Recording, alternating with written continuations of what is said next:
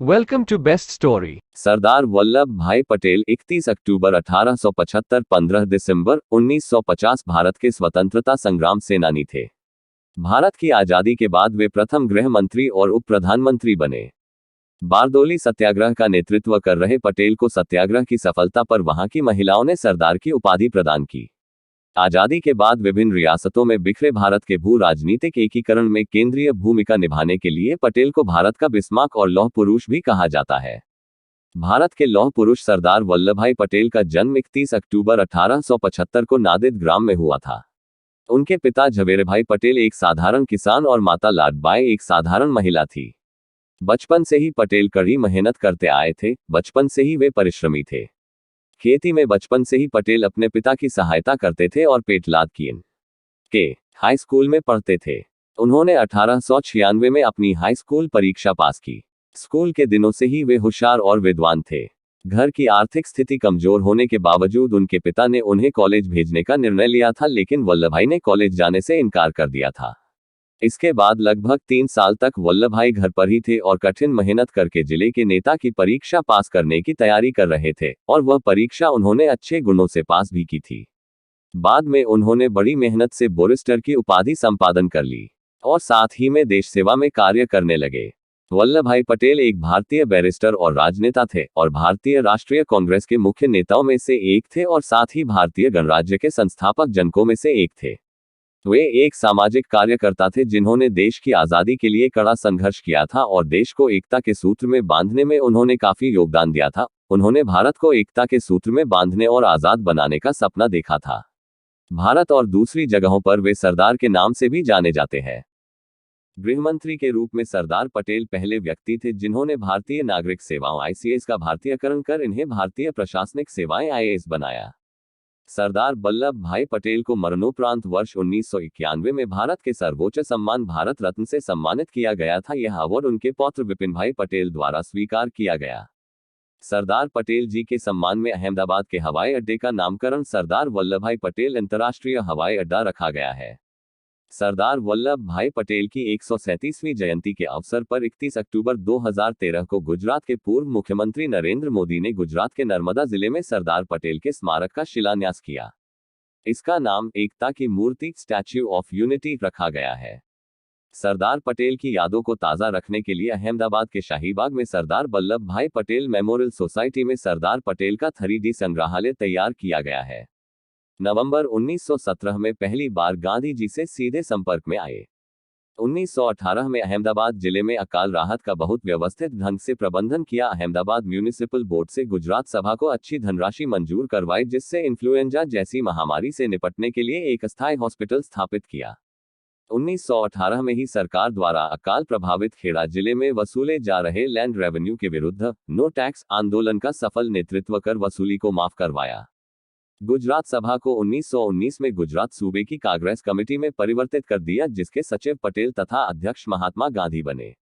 1920 के असहयोग आंदोलन में सरदार पटेल ने स्वदेशी खादी, धोती, कुर्ता और चप्पल अपनाए तथा विदेशी कपड़ों की होली जलाई। अहमदाबाद म्यूनिसिपल चुनाव में सभी ओपन सीटों पर जीत दर्ज की। तिलक स्वराज फंड के लिए 10 लाख रुपए एकत्रित किए। केवल गुजरात में भारतीय राष्ट्रीय कांग्रेस के 3 लाख सदस्य बनाए।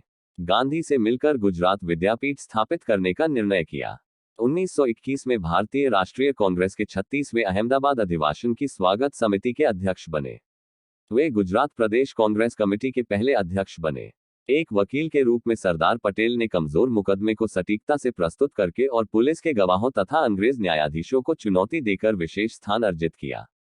1908 में पटेल की पत्नी की मृत्यु हो गई। उस समय उनके एक पुत्र और एक पुत्री थी। इसके बाद उन्होंने विधुर जीवन व्यतीत किया। वकालत के पेशे में तरक्की करने के लिए कृतसंकल्प पटेल ने मिडल टेम्पल के अध्ययन के लिए अगस्त 1910 में लंदन की यात्रा की। वहां उन्होंने मनोयोग से अध्ययन किया और अंतिम परीक्षा में उच्च प्रतिष्ठा के साथ उत्तीर्ण हुए। फरवरी 1913 में भारत लौटकर सरदार पटेल अहमदाबाद में बस गए और तेजी से उन्नति करते हुए अहमदाबाद अधिवक्ता बार में अपराध कानून के अग्रणी बैरिस्टर बन गए। गंभीर और शालीन पटेल अपने उच्च स्तरीय तौर तरीकों और चुस्त अंग्रेजी पहनावे के लिए जाने जाते थे। वह अहमदाबाद के फैशन परस्त गुजरात क्लब में ब्रिज के चैंपियन होने के कारण भी विख्यात थे। 1917 तक वे भारत की राजनीतिक गतिविधियों के प्रति उदासीन रहे। सरदार पटेल भारतीय स्वतंत्रता संग्राम में कई बार जेल के अंदर बाहर हुए। हालांकि जिस चीज के लिए इतिहासकार हमेशा सरदार वल्लभ भाई पटेल के बारे में जानने के लिए इच्छुक रहते हैं, वह थी उनकी और जवाहरलाल नेहरू की प्रतिस्पर्धा। सब जानते हैं कि 1929 के लाहौर अधिवेशन में सरदार पटेल ही गांधी जी के बाद दूसरे सबसे प्रबल दावेदार थे, किंतु मुस्लिमों के प्रति सरदार पटेल की हठधर्मिता की वजह से गांधी जी ने उनसे उनका नाम वापस दिलवा दिया। 1945-1946 में भारतीय राष्ट्रीय कांग्रेस के अध्यक्ष पद के लिए भी पटेल एक प्रमुख उम्मीदवार थे, लेकिन इस बार भी गांधी जी के नेहरू प्रेम ने उन्हें अध्यक्ष नहीं बनने दिया। कई इतिहासकार यहां तक मानते हैं कि यदि सरदार पटेल को प्रधानमंत्री बनने दिया गया होता तो चीन और पाकिस्तान के युद्ध में भारत को पूर्ण विजय मिलती, परंतु गांधी जी के जगजाहिर नेहरू प्रेम ने उन्हें प्रधानमंत्री बनने से रोक दिया। गांधी जी के प्रति श्रद्धा महात्मा गांधी के प्रति सरदार पटेल की अटूट श्रद्धा थी। गांधी जी की हत्या से कुछ क्षण पहले निजी रूप से उनसे बात करने वाले पटेल अंतिम व्यक्ति थे। उन्होंने सुरक्षा में चूक को गृह मंत्री होने के नाते अपनी गलती माना। उनकी हत्या के सदमे से वे उबर नहीं पाए।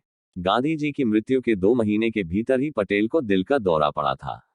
नेहरू जी से संबंध, जवाहरलाल नेहरू कश्मीरी ब्राह्मण थे, जबकि सरदार पटेल गुजरात के कृषक समुदाय से ताल्लुक रखते थे। दोनों ही गांधी जी के निकट थे। नेहरू समाजवादी विचारों से प्रेरित थे। पटेल बिजनेस के प्रति नर्म रुख रखने वाले खांटी हिंदू थे। नेहरू से उनके संबंध मधुर थे, लेकिन कई मसलों पर दोनों के मध्य मतभेद भी थे। कश्मीर के मसले पर दोनों के विचार भिन्न थे। कश्मीर मसले पर संयुक्त राष्ट्र को मध्यस्थ बनाने के सवाल पर पटेल ने नेहरू का कड़ा विरोध किया था। कश्मीर समस्या को सरदर्द मानते हुए वे भारत और पाकिस्तान के बीच द्विपक्षीय आधार पर मामले को निपटाना चाहते थे। इस मसले पर विदेशी हस्तक्षेप के वे खिलाफ थे। भारत के प्रथम प्रधानमंत्री के चुनाव के 25 वर्ष बाद चक्रवर्ती राजगोपालाचारी ने लिखा था, निस्संदेह बेहतर होता यदि नेहरू को विदेश मंत्री तथा सरदार पटेल को प्रधानमंत्री बनाया जाता। यदि पटेल कुछ दिन और जीवित रहते तो वे प्रधानमंत्री के पद पर अवश्य पहुंचते, जिसके लिए संभवतः वे योग्य पात्र थे। भारत के देशभक्तों में एक अमूल्य रत्न सरदार पटेल को भारत सरकार ने सन 1991 में भारत रत्न से सम्मानित किया। आज सरदार वल्लभ भाई पटेल हमारे बीच नहीं हैं, लेकिन उन्हें हमेशा याद किया जाता रहेगा। 31 अक्टूबर उनकी जयंती पर अपनी भावांजलि के साथ शत शत नमन करते हैं।